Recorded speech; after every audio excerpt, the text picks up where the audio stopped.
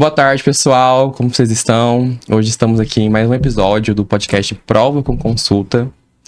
E hoje, dia de Copa, né, Vitor? Animado pra mais tarde, né? Tomara que hoje esse jogo tomara que dê certo.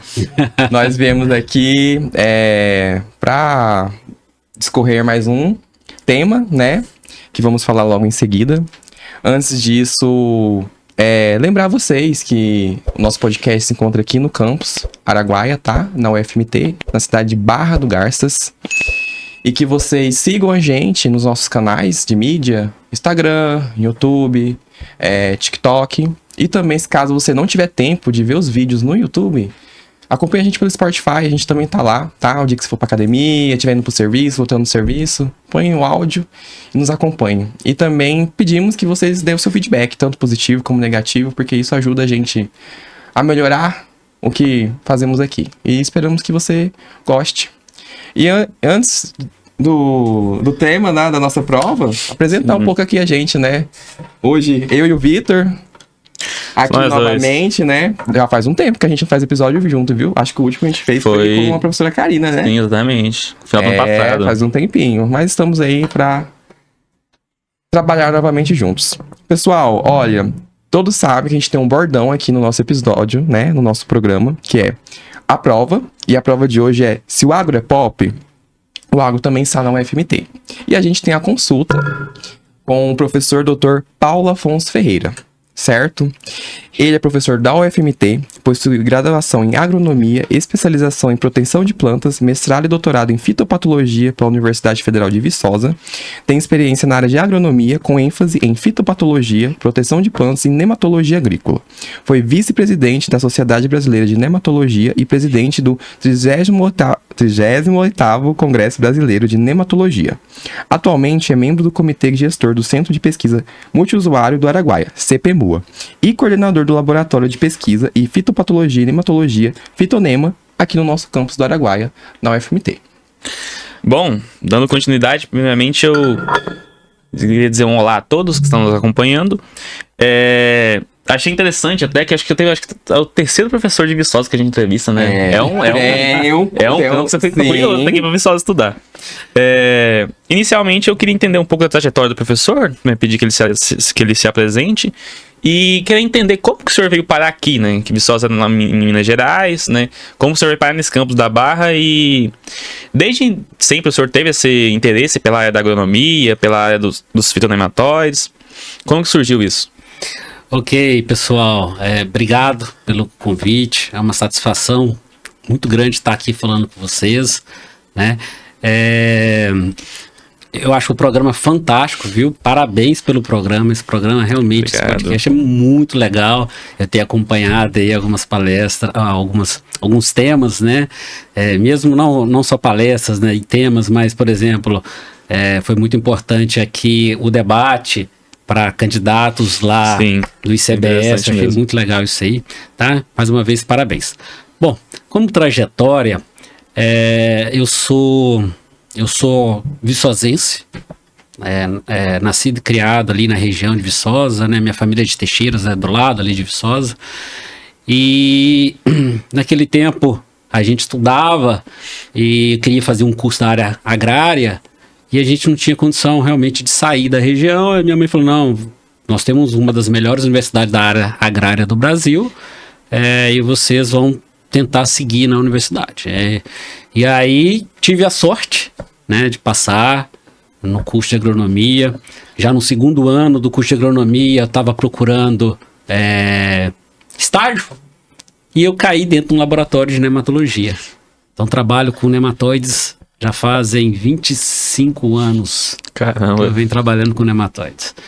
Então desde então participei como estudante, estagiário, PIBIC, mestrado, doutorado.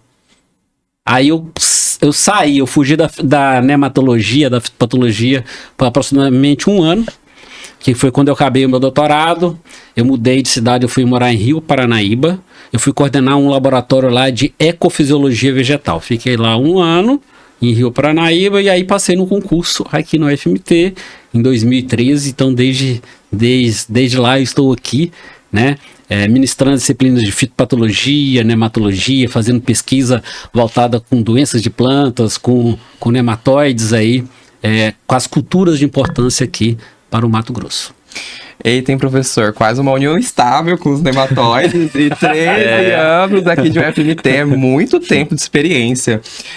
Quando a gente entrevista professores, né, eles falam o tempo que já estão ali trabalhando naquela área, eu fico assim, eu fico animado, né, é muito tempo. Eu tenho 21 anos, né? Caramba. É muito tempo se dedicando àquilo, sabe? Mas, é uma trajetória muito interessante, né, professor? Porque a gente começa sem ter noção do final, né? Tipo, até onde a gente vai. E a gente vai acabando indo muito longe. Bom, o senhor saiu lá de Viçosa e vim para aqui. E antes de você vir para aqui, o senhor estava em outra cidade trabalhando com outra coisa. Mas, quando o senhor chegou aqui, como que foi essa adaptação aqui na cidade, na faculdade? Foi muito diferente? São realidades diferentes do que a gente está acostumado, né? Minas, o clima é muito mais ameno que aqui, né? O clima aqui mas a gente adapta, né? E em questão de universidade, a UFV é uma universidade tradicional, uma universidade muito antiga, muito mais estruturada que a UFMT, né? Mas eu vejo isso com bons olhos, que a gente cresce junto com a instituição, né? A gente faz as coisas acontecerem, então... eu me adaptei muito bem. Eu falo que hoje eu sou um cidadão barra-garcense. E gosto muito. Minha filha é nascida aqui em Barra do Garças e a gente é muito feliz aqui. Ai, que bom, professor. Então vamos seguir aí, né, pro nosso pra nossa conversa de hoje, que é um dos projetos que o senhor tá trabalhando aí, já trabalhou e está continuando trabalhando, né, professor? Que é a nematologia de precisão, tecnologia para maior eficiência na amostragem de fitonematóides em soja. E, professor, para a primeira pergunta, a gente gostaria de confirmar o nosso entendimento um pouco, né? Se a gente... não é bem a nossa área, né? Não é bem a nossa área, vai ver se a gente leu de forma correta, entendeu de forma correta. Ó, temos sobre a fitonematologia, está correta. Ela é a área da ciência agrária que estuda os nematóides, né? Pequenos vermes cilíndricos que parasitam plantas cultivadas. Que nesse caso, na nossa conversa hoje, é sobre a soja. Com foco em entender seu impacto na agricultura e desenvolver estratégias de manejo para reduzir os prejuízos que elas causam. É isso mesmo? Ou a gente colocou aqui certinho, assim, em relação aos nematóides, o que a gente vai conversar sobre hoje, tá correto? Isso mesmo. Não, tranquilo então. Então, menos mal, a gente tá caminhando certo. Seguindo esse raciocínio, o que significa na prática fazer uma nematologia de precisão? O senhor pode nos dar um exemplo do dia a dia da lavoura para a gente visualizar melhor? Ok. Claro. Voltando um pouquinho, né? A fitopatologia, ela estuda os grupos de patógenos, né?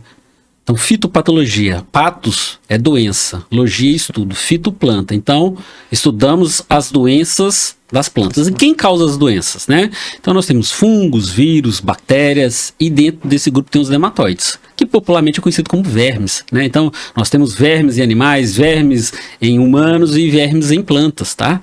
E isso nós chamamos da nematologia. Bom, e o que nós temos em relação à nematologia de precisão?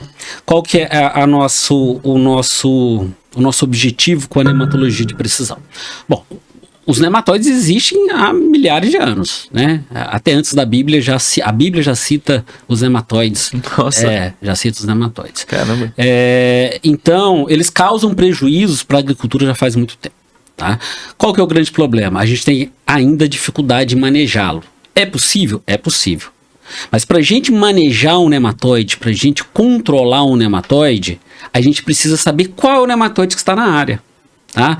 Não existe, por exemplo, a gente vai lá, toma um vermífugo, uma manita, né? Vamos dizer assim, um vermífugo e você controla aquela verminose. Não. Para nematóide, para cada nematóide que está presente na área, a gente precisa de fazer a identificação dele e fazer um manejo voltado para aquele nematóide, tá? O ideal é a gente não ter nenhum nematóide na área. Mas muitas vezes a gente tem 3, 4 nematóides, fitonematóides naquela área. Então o manejo, quanto mais nematóide a gente tem, fica mais difícil. Então a base do manejo é identificar qual que é o nematóide que está presente na sua área, tá? Como que a gente faz isso? A gente vai no campo, coleta, pega o nematóide, traz para o laboratório, identifica, retorna a informação para o técnico, para o agrônomo, para o técnico agrícola, para o produtor rural, e ele vai estudar qual medida de controle ele vai utilizar para manejar aquele nematóide. Professor, se caso a pessoa que está responsável por essa plantação, ela inventar a moda de não querer procurar o manejo correto com esse nematóide, ela pode perder uma plantação inteira? Pode perder. Nós temos relatos de perdas de 100%. Tá? Aqui no Mato Grosso, os nematóides são muito importantes. O Centro-Oeste, de forma geral, ele tem um ambiente muito favorável para os nematóides, tá? Porque nós temos normalmente solos mais arenosos, temperaturas mais elevadas, e nós fazemos uma sucessão de plantio. Colhe soja, planta milho, colhe milho, planta braquiária, volta com a soja ou vem com algodão.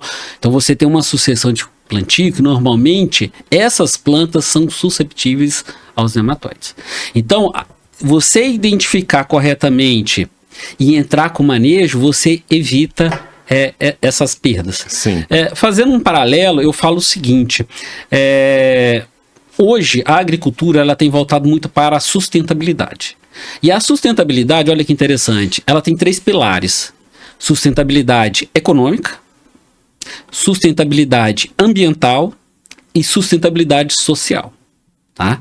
Então, quando a gente entra com uma tecnologia, por exemplo, para identificar nematóide, para manejá-lo nematóide, nós vamos atuar nesses 3 pilares de sustentabilidade, né? Como? Primeiro, se eu reduzo o problema com o nematóide, eu tenho uma maior lucratividade para o produtor, eu tenho maior produtividade. A gente tendo maior lucratividade para o produtor, nós atingimos me fugiu a palavra. Sustentabilidade econômica? Isto. Sustentabilidade econômica.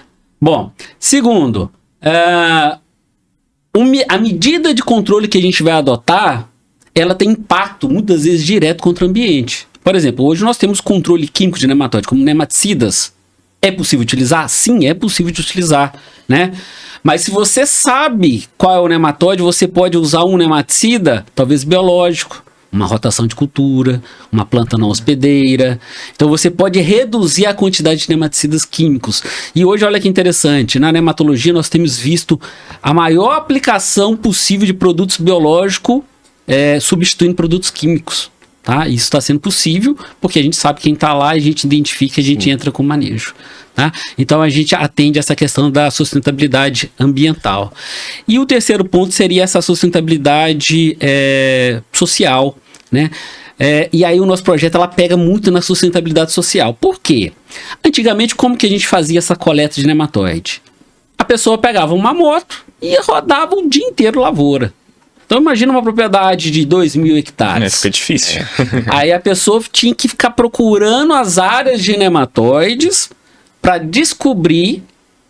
Na verdade, ela não sabia que era nematóide, então ela vai achar uma reboleira. O que é uma reboleira? Um conjunto de plantas, nematóides, o sintoma deles normalmente aparece em reboleira. É um conjunto de plantas com subcrescimento, com alteração de cor, baixa produtividade, isso nós chamamos de reboleira. Não só nematóide causa isso, mas outras coisas causam isso, né? Mas aí o produtor, ou o agrônomo, ou o técnico, ele vai andar ali o dia inteiro procurando essas manchas, essas reboleiras, vai pegar ali aleatoriamente, fazer coleta e mandar para o laboratório. Então, o que a nematologia de precisão a gente tá propondo? Usar ferramentas de agricultura de precisão, né? Usando satélite, usando drone, para previamente você já mapear, você saber onde está esses problemas, essas reboleiras, como é georreferenciado, passa por um GPS e a pessoa faz uma coleta direcionada. Então a pessoa ela vai montar lá na moto, no carro, e vai lá no ponto certo onde está o problema, ao invés de ficar procurando isso de forma aleatória no meio da lavoura. E isto, novamente, volta na questão da sustentabilidade social, porque ajuda quem está envolvido no trabalho ali no campo. Porque o trabalho do campo é um trabalho duro, né? É um trabalho cansativo, é árduo, né? É sol, é calor, enfim. Então, assim, é um trabalho realmente cansativo. Então, você otimiza a questão da amostragem e a coleta do nematóide. Professor, Você quer? Pode continuar. Pode? Ah, não, porque eu tô animado pra essas perguntas, pra eu tirar minhas curiosidades. Professor, então, pra ficar claro pro público, que os fitonematóides não tem como a gente tirar eles 100% daquela lavoura. Não tem como. A gente tem como controlar eles, mas tirar 100% não tem como. Erradicar depois que ele entra é impossível. Ok. Então, zerar a população dele, a gente não vai zerar. A gente vai reduzir a população dele para um nível baixo, que ele não vai causar danos expressivos na planta, então não vai causar perda de produtividade expressiva na planta, e a gente vai conviver com ele. Conviver com ele ali o resto da vida. Ok, só para ter um controle. Professor, como que foi, igual o senhor já comentou, né, da identificação dessas reboleiras, né, que a pessoa tinha que rodar com a moto todo num campo grande, e como que foi o senhor unir essa ideia? Porque assim, a gente tem são áreas, digamos, que talvez não eram aproximadas, digamos assim, que você tem, por exemplo, é uma tecnologia que já existia, no caso, por exemplo, o satélite ali. E como que foi essa ideia de unir essa tecnologia de precisão com a nematologia? Legal. Antes de responder, eu já vou fazer um agradecimento à equipe, tá? Porque esse projeto, na verdade, ele foi multidisciplinar e multi-institucional. Tá? Então, nós tivemos nesse projeto alunos de graduação da ciência da computação e da agronomia.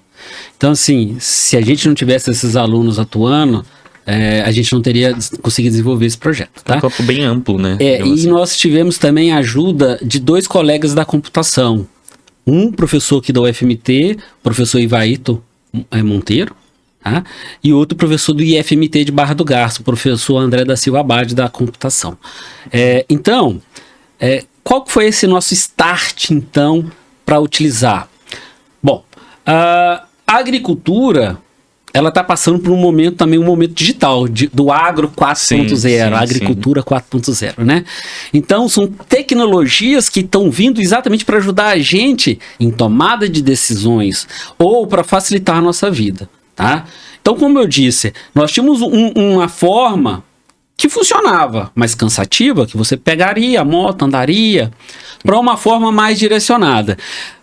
Eu já venho há algum tempo fazendo projetos, fazendo trabalhos com o professor Abade, do IFMT, com o professor Ivaíto, e aqui nós temos também o outro professor que vem ajudando a gente também, o professor Robson, aqui do campus. Então, assim, eu já tenho tentado trazer o pessoal da computação mais para a agronomia e interagir o pessoal da agronomia com a computação. Por quê? A gente precisa muito de tecnologia ainda. E aí, quando a gente começa a pensar em drone, satélite, os primeiros drones que eu montei foi com a ajuda do professor Abade. Né? A gente montou, era protótipo, a gente importava a peça da China, montava, dava certo, dava errado, voava, tinha hora que caía, né? E hoje, olha como isso aí tem pouco tempo, isso 2016, 2017, né? Quer dizer, 9 anos. Hoje, olha como a tecnologia para o agro evoluiu tanto. Hoje tem drone que carrega 50 quilos, 60, 100, acho que até 180 quilos, eu acho que o último drone, carregando. Enfim, e a gente não vê relato de drone caindo, né? Então, assim, porque as coisas evoluíram muito. Então, assim, a gente já estava nessa demanda de tecnologia para ajudar, para validar essa questão voltada para minha área mesmo, que é a área de nematologia. Sim. Então, a gente sempre percebeu isso aí. A gente precisa de ajuda, a ferramenta, a tecnologia, ela pode ajudar. Nós testamos drones e testamos satélite. Tá? Tem vantagem e desvantagem de cada uma aí pra gente utilizar. Então, assim, mas esse foi o start. Devido à dificuldade, achar, ser uma coisa muito aleatória. Então, vamos tentar fazer uma coisa replicável, uma coisa hoje, também a gente consegue quase tudo a custo zero. A imagem satélite, ela tá aí disponível a custo zero, né?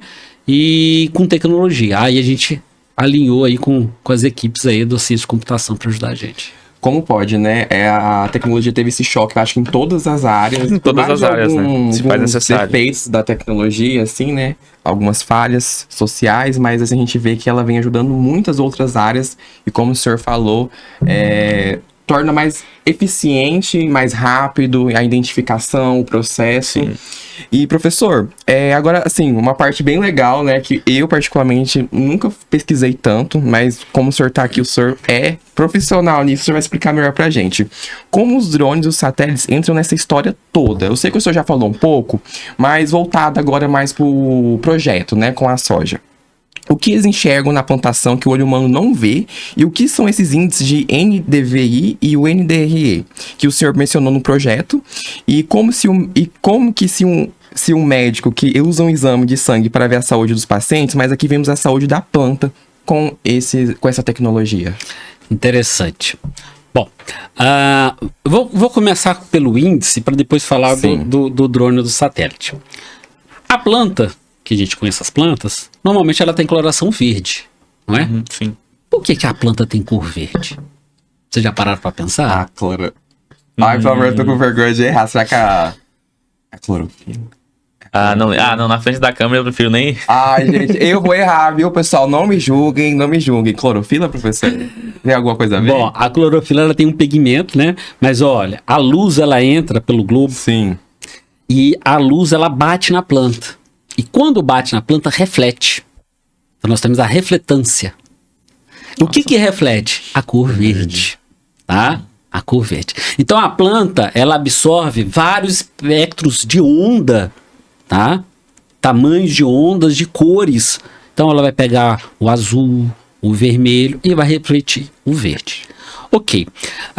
Hoje nós temos sensores chamados de câmeras multiespectrais ou hiperespectrais. Essas câmeras, elas têm faixas de comprimento de onda que ela pega. Então, por exemplo, a gente utiliza no drone que nós temos aqui uma câmera que ela tem 5 lentes. Uma única câmera, ela tem 5 lentes. Quando ela bate uma foto, na verdade, ela bate 5 ao mesmo tempo, tá? E aí ela tem a primeira imagem, RGB, é o colorido. Do inglês, Red, Green, Blue. Verde, vermelho, azul. Sim. Colorido. E aí as outras 4 imagens, infravermelho, vermelho, vermelho próximo e, se eu não me engano, verde. Tá? Então ela faz 5 imagens. Então vai ser uma colorida, uma meio cinza, uma com tonalidades diferentes. Ok? Bom, o que nós utilizamos esses índices? Esses índices são cálculos matemáticos onde eles pegam essas imagens e fazem equações e geram uma nova imagem. Tá? O que acontece? A planta, quando ela começa a passar por um estresse hídrico, temperatura, ataque de patógeno, ataque de doença, ataque de praga, ela começa a mudar a cor. O espectro de cor dela muda. Só que isso não é visível ao nosso olho nu. Esses sensores, eles conseguem captar antes da gente detectar. Sim. A gente vai conseguir detectar um momento, né? Uma planta quando é atacada, muito severamente, ela vai ficar marronzada, ela vai morrer, ela vai ficar marrom.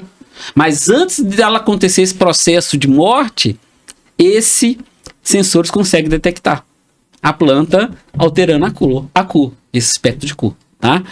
E aí gera-se um mapa, o que nós chamamos mapa de vegetação. O mais utilizado é o NDVI, tá? Mas existe o NDRE. O que ele modifica? É o cálculo matemático ali para você sobrepor as imagens para criar esse mapa. E aí esse mapa ele mostra, a gente normalmente programa em cores, por exemplo, com baixa vegetação vai estar vermelho, com alta vegetação vai estar verde. Um exemplo que eu estou dando. Posso pôr ele aqui? Pode colocar. Olha só. Esse mapa foi gerado pelo satélite Sentinel, tá? E nós fizemos aqui o NDVI, né? Então, o que nós podemos observar, né? Locais, talhões, aonde... essa propriedade, ela planta 100% soja dessa área que está delimitada. Sim.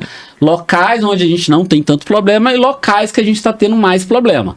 A gente tem que tentar entender o que está causando problema, tá? Aqui, por exemplo, aqui é a região da sede da propriedade. Então, faz todo sentido, que aqui realmente é terra. E essa propriedade, ela faz integração com o pecuário, então ela entra com gado, então ela tem um curral grande, então ela tem essa parte. Mas, por exemplo, olha, na borda de mata começou um avermelhamento. Isso que eu ia perguntar pro senhor.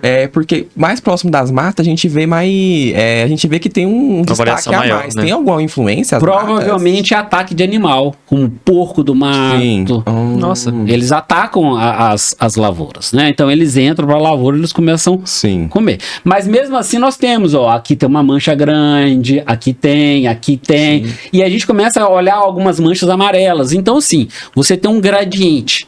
E aí você vai ao local para identificar qual o problema. Bom, vamos agora entrar na questão do satélite e do drone, né? Vocês observaram que aqui, com uma imagem de satélite, eu cobri toda a propriedade. Sim. Qual que é a grande desvantagem? Hoje o satélite Sentinel, ele passa a cada 5 dias sobre a área. Então, todo o território do mundo, ele é vasculhado pelo satélite. A cada 5 dias, o satélite repassa, ok? O problema, muitas vezes, é o seguinte, você pega um janeiro que está muito nublado, a gente não consegue Tem certa capturar interferência, né? a imagem, porque a nuvem, ela tampa o satélite, tá? E um outro problema que nós temos em relação ao satélite, que o pixel dele é 10 metros por 10 metros. Então, o pixel, a menor resolução, 10 metros, caramba. 10 por 10. A mancha de nematóide ou a mancha de problema, ela tem que ser maior que 10 por 10. Né? Então, uma parte vermelha aqui dentro da lavoura, ela é muito maior que 10 por 10, para ele detectar, ok? Bom, e o drone? O drone, ele cobre a área com uma resolução muito grande. Esse drone que nós temos aí, o Parrot, a câmera Parrot, Sequoia Parrot, ele cobre em centímetros, voando a 110 metros de altura, a resolução do pixel é 1 centímetro. Nossa. 1 centímetro. Tá? Então ele não pega mais metros, ele pega centímetros.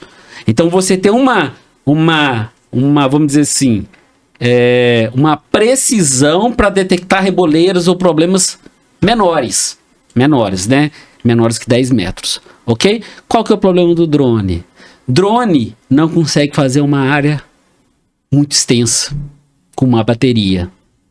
Drone está susceptível, né? Eu falo que é tecnologia, trabalhar com tecnologia é difícil. Eu já me deparei com isso.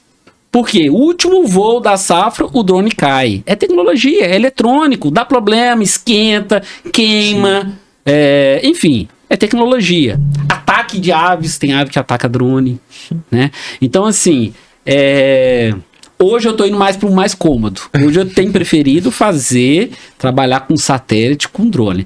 E outra coisa, no Brasil é caro trabalhar com tecnologia. Drone é caro, bateria é caro. A gente que vem de instituição, né, federal, a gente precisa comprovar com nota fiscal. Muitas vezes a gente compra as coisas da China, não vem nota fiscal, enfim. Então, assim, é um problema, tá? Então, assim, o que eu tenho visto hoje? Mais popular está sendo satélite, apesar da resolução dele ser menor. Existem satélites melhores, só que aí são satélites pagos, né? Nós temos satélite de resolução de 1 por 1. Não vou falar militar. Militar é centímetros também.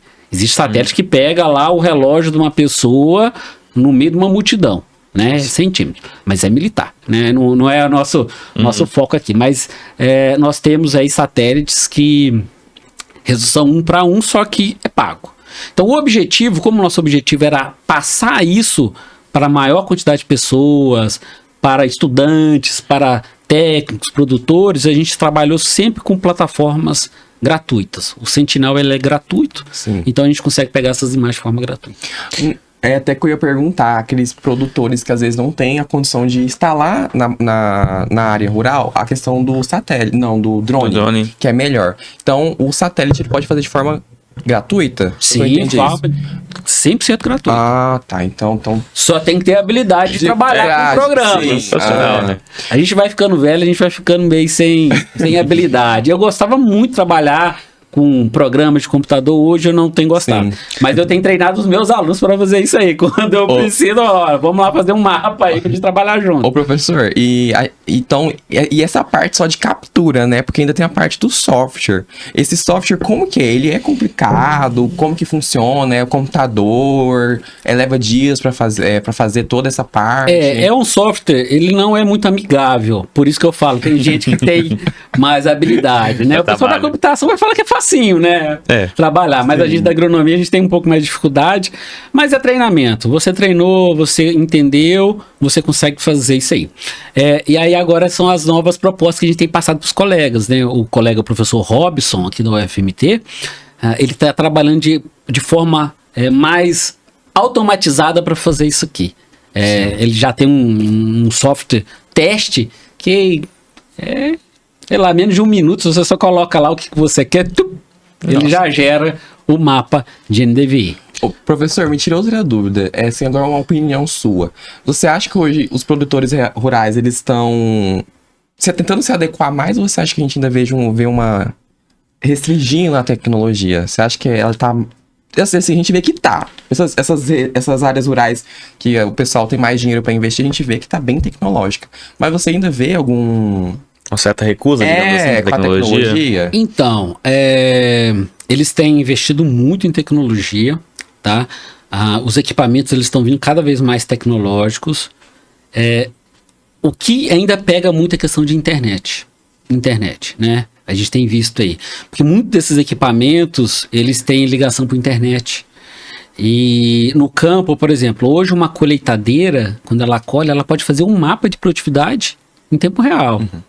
Então, muitos produtores eles perdem essa informação. Cara, isso dá trabalho de passar aquela questão da habilidade com a questão tecnológica, a paciência, né? Então, muitas vezes, as pessoas novas têm mais habilidade. Sim. Então, os filhos, eles já dão mais atenção a fazer isso. Mas nós temos ainda um gargalo no campo que é a internet. Internet ainda... Hoje tem satélite, mas ainda é caro, né? Mas tem melhorado, ano após ano tem melhorado, mas a gente tem perdido ainda muitos dados, né? E eu acho que a agricultura 4.0, ela vem nesse ponto, porque a agricultura 4.0, esse negócio de Big Data, de avaliação de dados, quando a gente realmente tiver uma estrutura muito boa, a gente vai aproveitar muita informação do campo que está sendo colhido, sabe? Muitos dados que a gente perde, a gente não consegue analisar.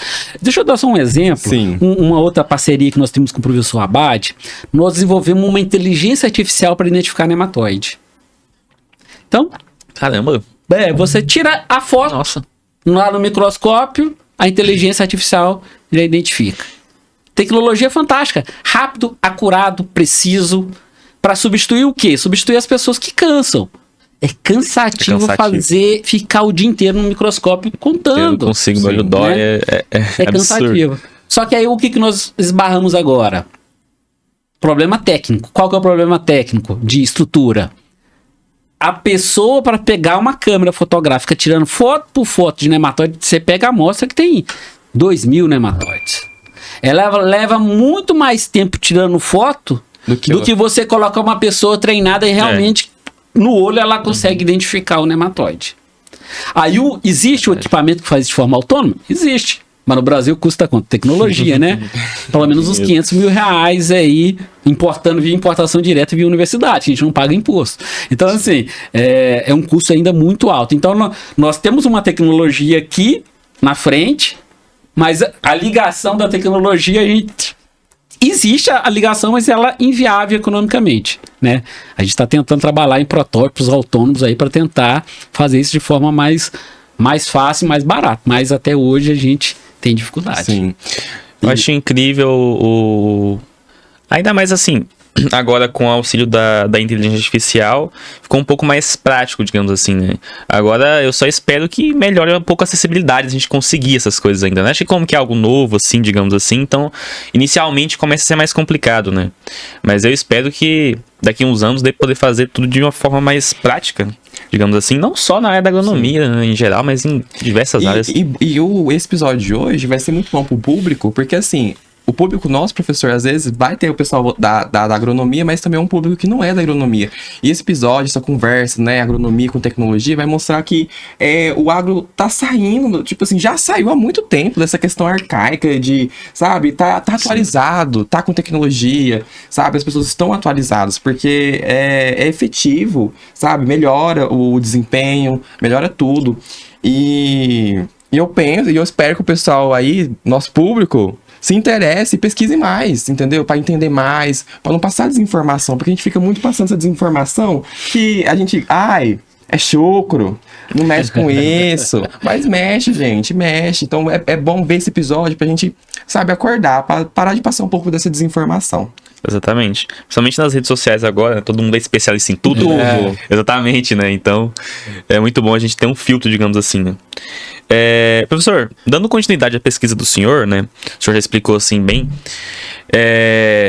No arquivo que a gente viu na pesquisa do senhor, a gente viu que são 5 fases que o senhor fez, né? Inicialmente, eu queria entender um pouco como que são essas 5 fases, quais foram os desafios que o senhor enfrentou e saber se já foram concluídas todas. Sim. Esse projeto, ele já foi concluído, tá? Esse projeto ele foi financiado pela FAPEMAT, então a gente teve recursos financeiros para tocar esse projeto. E nós tivemos dividido em 5 fases. Por quê? Porque a gente tinha informações desencontradas. E aqui eu estava trabalhando com a parte tecnológica e a parte biológica. Sim. Então, vamos tentar entender a primeira fase. O que vai ser melhor? Vai ser drone? Vai ser satélite? NDVI? NDRE? Vamos tentar fazer esse levantamento. Vamos tentar, eu passei isso para os alunos, olha, vamos tentar fazer isso de forma gratuita. O objetivo é repassar isso para o produtor, para o agrônomo, para o técnico, para o estudante. Então, assim, essa foi a primeira fase. A segunda fase é o seguinte... nós temos a questão biológica. Quando a gente pegava a literatura, falava, olha, nematóide em soja tem que ser coletado na florada da soja, 0 a 20 de profundidade. Então nós fizemos trabalhos, o seguinte, fizemos trincheiras em várias lavouras e fizemos em diferentes épocas, começando da florada. Florada, vageamento, início de enchimento de grão, meio de enchimento de grão, final de enchimento de grão e maturação fisiológica. E fizemos profundidade, 0 a 10, 10 a 20, 20 a 30, 30 a 40, 40 a 50.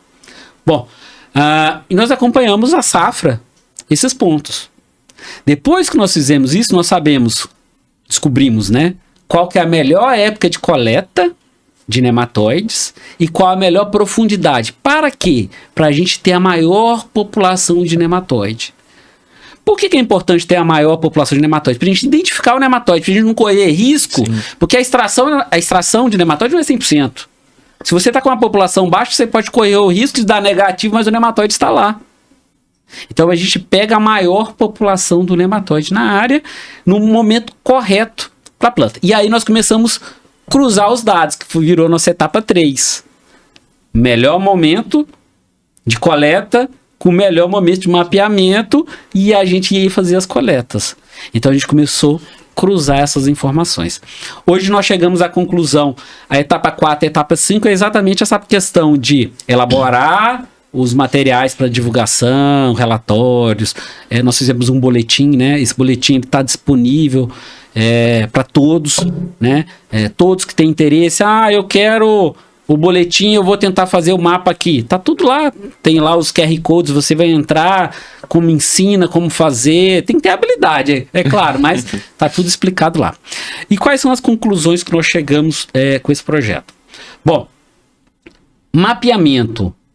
Nós temos que fazer um mapeamento ali próximo da soja, quando ela está na fase de enchimento de grãos, que nós chamamos de R5, estágio R5.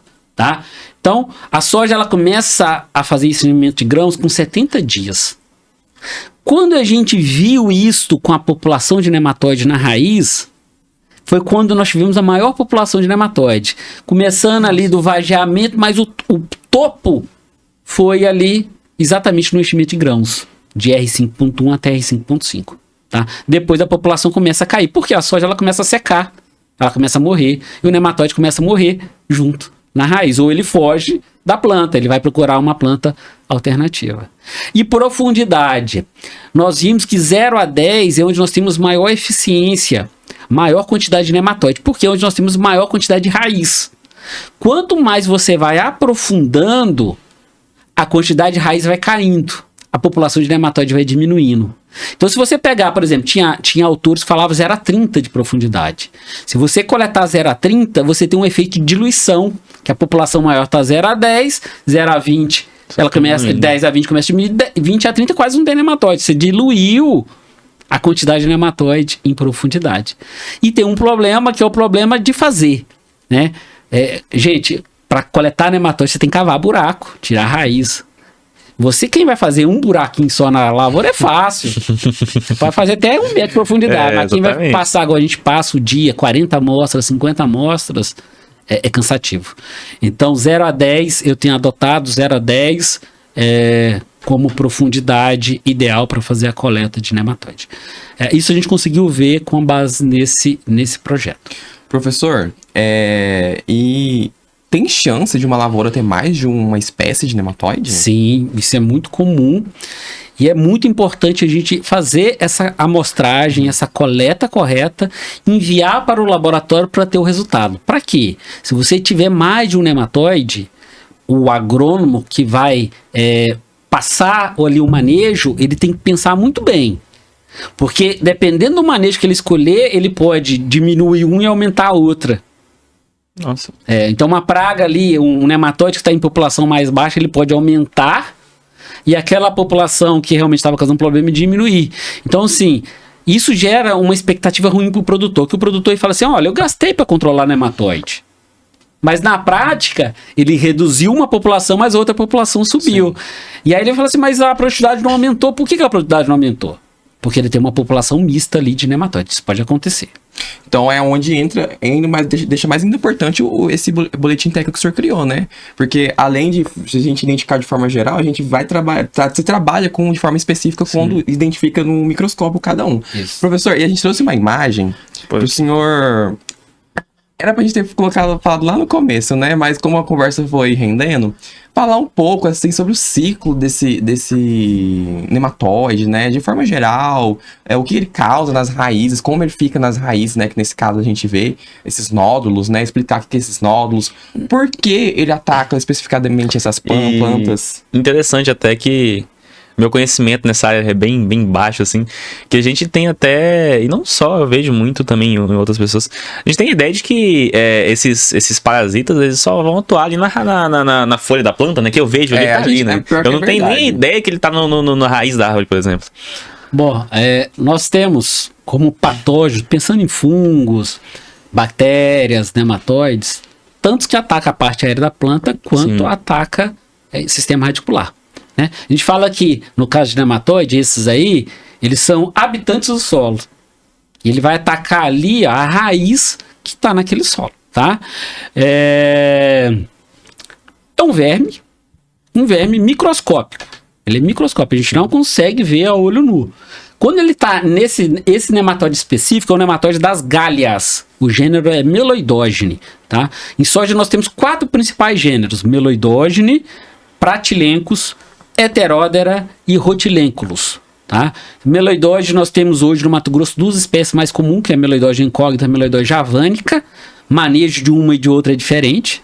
Pratylencos nós temos aí, Brachyurus aqui domina, mas aqui no Vale do Araguaia tem Penetrans, Pratylencos zeien, mais 3 outras espécies, né?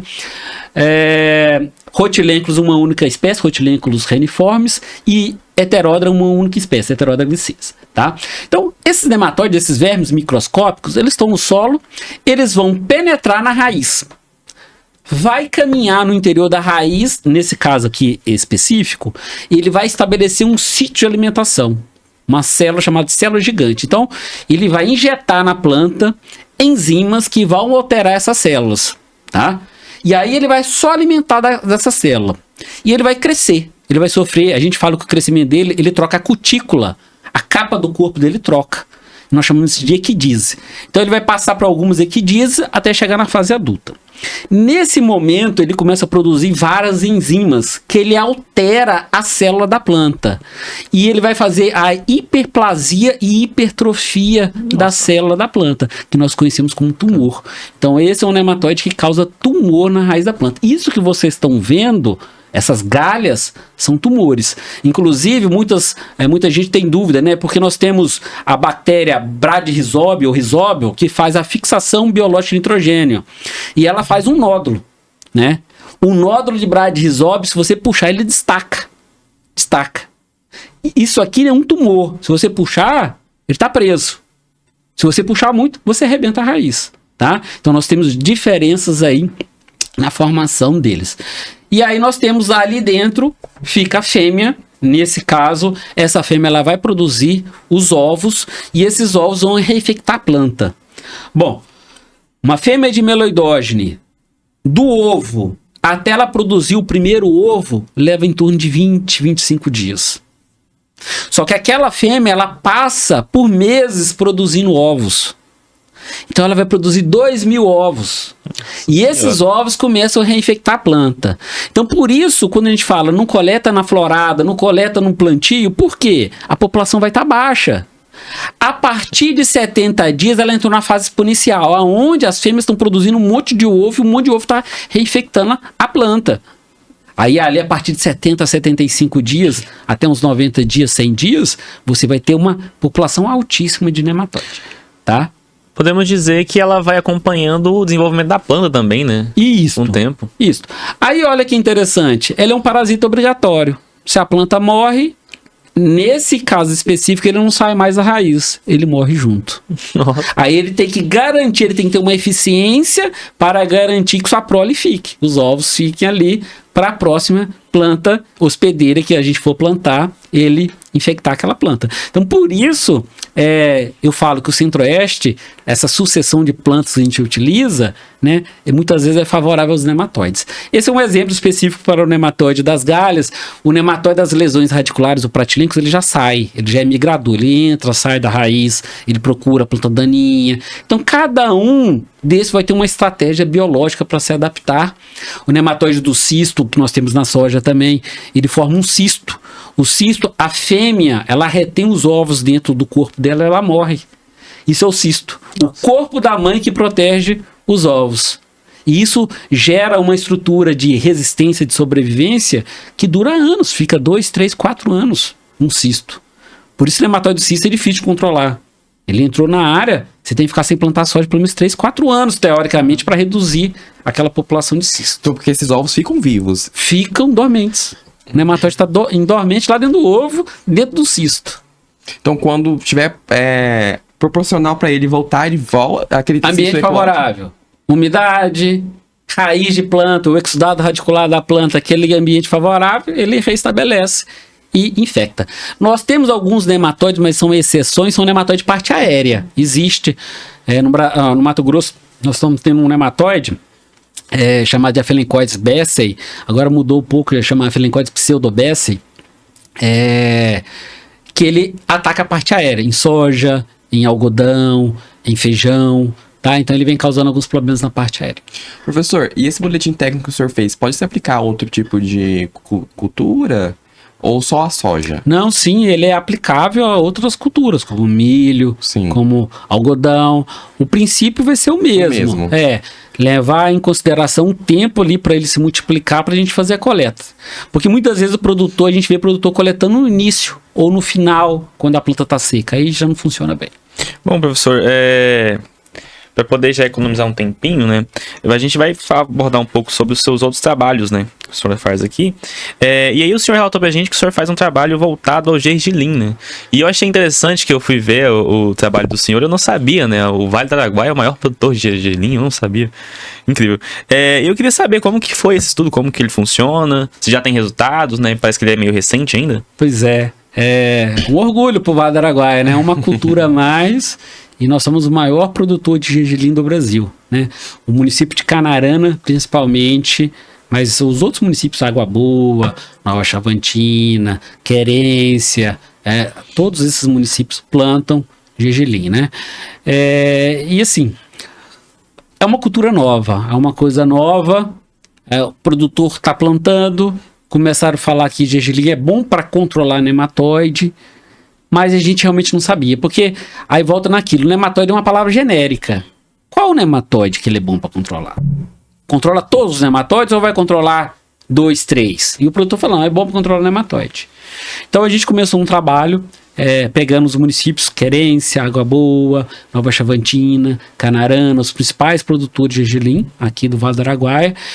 Tem Barra do Garças, tem algumas regiões fora, mas esses principais. Começamos a receber amostras de solo e raiz de planta de gergelim, começamos a fazer o levantamento nematológico das lavouras, tá? E vimos que alguns nematóides realmente não estão na raiz, outros estão. Só que aí nós entramos na segunda etapa do projeto. Qual é a nossa segunda etapa do projeto? É o seguinte, esse nematóide que ficou na raiz, porque ele estava em uma população muito alta e realmente ele penetrou, mas será que o gergelim é uma planta boa para ele multiplicar?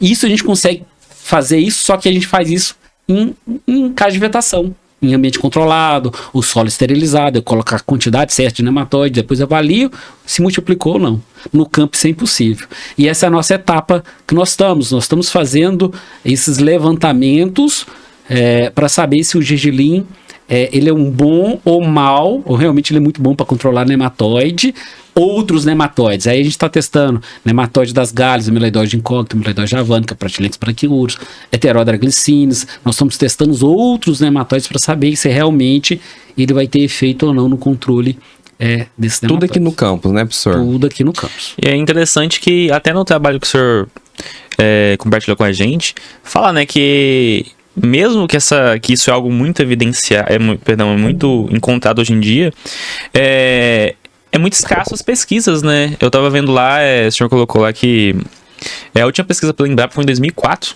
sobre esse tema. O gergelim, né? Tem muito pouca informação. Gergelim realmente é uma cultura que ainda demanda muita tecnologia, muito estudo, tá? São poucas informações. Os trabalhos que a Embrapa realmente fez não era nem material comercial que era plantado, eles chamam de acesso a genótipos, não tinha nenhuma fonte ainda comercial. Sim. Então, assim, realmente existe muito pouca informação aí sobre o gergelim. Não só para nematóide, para tudo, para doenças, para insetos, para manejo. Professor, mas essa falta de pesquisa é aqui no Brasil ou é no mundo todo sobre essa cultura de gergelim? O gergelim é uma cultura que tem expressão muito específica, né? A China é o maior consumidor e produtor de gergelim, eles fazem basicamente óleo, então no Brasil você tem um mercado muito específico, então não é uma cultura igual uma soja, igual um milho, um algodão, que um monte de gente disponibiliza seu tempo para estudar, né? Então sim, realmente é pouca informação no mundo e no Brasil. Professor, super interessante, né? Eu espero que daqui a um tempo, quando o senhor já tiver avançado mais a pesquisa, voltar pra gente conversar. Eu achei muito interessante esse tema, né? No geral. E aí, para poder finalizar, o último tópico que a gente tem aqui é que o senhor é gestor do CPMUA, né? E aí a gente queria saber, primeiramente, para quem é de fora, né, do campus, né? Ou até quem já entrou agora, ainda não tem ciência, né? O que é o CPMUA, primeiramente? E como que os alunos daqui podem ter acesso, né? Solicitar fazer alguma análise, algo assim?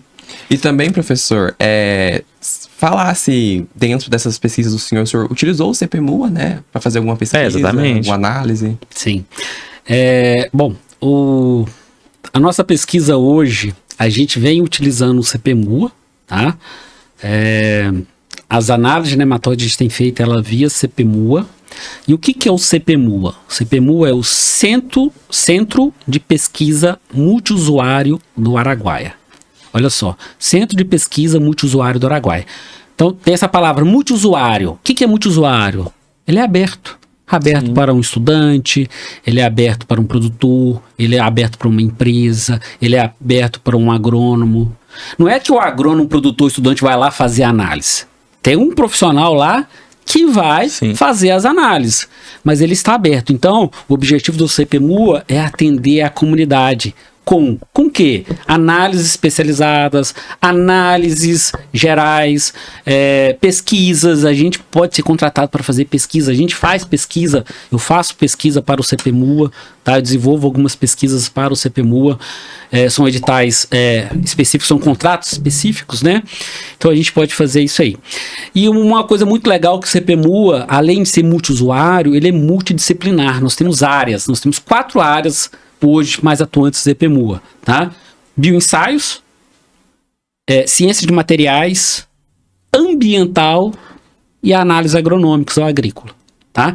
Então, vou falar mais da análise agronômica agrícola, que é onde nós estamos mais inseridos, mas nós temos as outras áreas, por exemplo, só para dar um exemplo, nós queremos descobrir qual que é o fragmento de tal rocha que nós temos num solo.